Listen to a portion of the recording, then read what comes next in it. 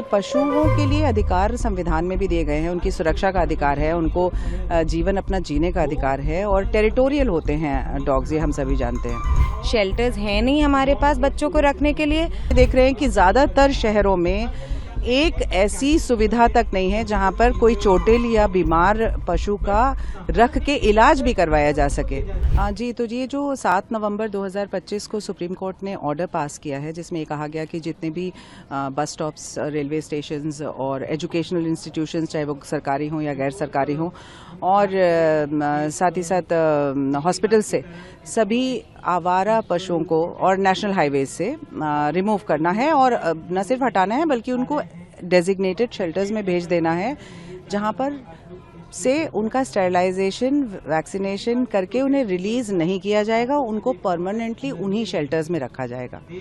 हम लोगों का पॉइंट ये है कि ये जो डॉग्स स्पेशली हैं, नेशनल हाईवे में ऑफ कोर्स गाय होती हैं, कई वाइल्ड एनिमल्स भी आ जाते हैं क्योंकि हम जंगलों में भी घुसते जा रहे हैं, तो वहाँ का समझ में आता है। लेकिन अगर आप हॉस्पिटल्स की बात करें, एजुकेशनल इंस्टीट्यूशंस की बात करें या बाकी जो संस्थान हैं, वहाँ पर बहुत से डॉग्स ऐसे हैं जो वहीं जन्मे हैं, वहीं आराम से रहते हैं। और सबसे इम्पॉर्टेंट बात यह है कि पशुओं के लिए अधिकार संविधान में भी दिए गए हैं, उनकी सुरक्षा का अधिकार है, उनको जीवन अपना जीने का अधिकार है और टेरिटोरियल होते हैं डॉग्स, ये हम सभी जानते हैं। तो अगर उन्हें विस्थापित किया जाएगा और उन्हें कहीं भी और लेकर जाएंगे तो परमानेंटली किन शेल्टर्स में रखा जाएगा, वो शेल्टर्स हमें कहीं दिख नहीं रहे हैं। ये एक बहुत बड़ा इंफ्रास्ट्रक्चर मांगता है ये ऑर्डर। अगर हम लाखों डॉग्स की बात कर रहे हैं तो हमें हज़ारों शेल्टर्स भी चाहिए। अभी हम ये देख रहे हैं कि ज़्यादातर शहरों में एक ऐसी सुविधा तक नहीं है जहां पर कोई चोटिल या बीमार पशु का रख के इलाज भी करवाया जा सके। तो स्टेरिलाइजेशन सेंटर्स हैं, उनमें काम हो रहा है, लेकिन जिस गति से हो रहा है उसी वजह से पॉपुलेशन कंट्रोल से बाहर हुआ है।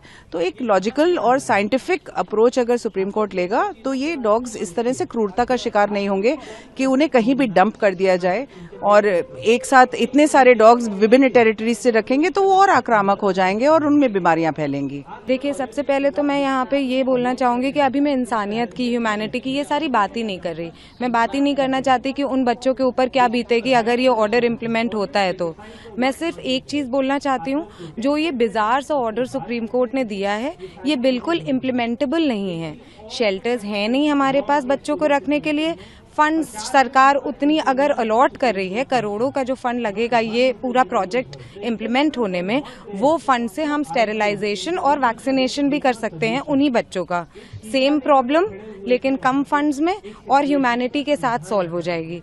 तो एज अ डॉक्टर मैं सिर्फ यही बोलना चाहूंगी कि ये इम्प्लीमेंटेबल नहीं है, ये पॉसिबल नहीं है और ये प्रैक्टिकल भी नहीं है जो सुप्रीम कोर्ट ने ऑर्डर दिया।